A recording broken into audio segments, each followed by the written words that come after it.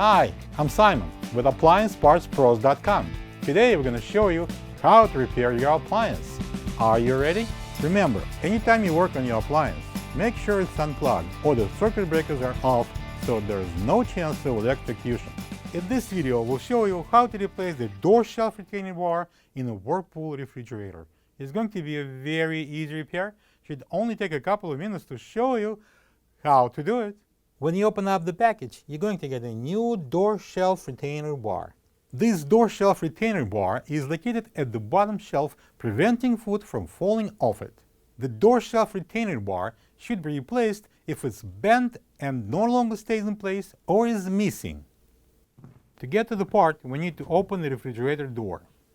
Pull out and remove the old door shelf retainer bar if it's still there.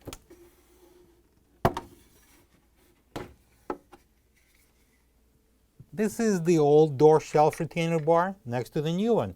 If you don't have this part, you can get it from AppliancePartsPros.com.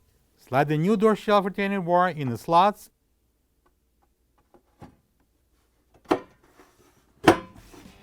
and close the door. And plug the refrigerator in. Thank you for being a part of another successful repair brought to you by AppliancePartsPros.com. For any of your future appliance repair projects, please check out our other repair videos available on our site, on Facebook, and on YouTube.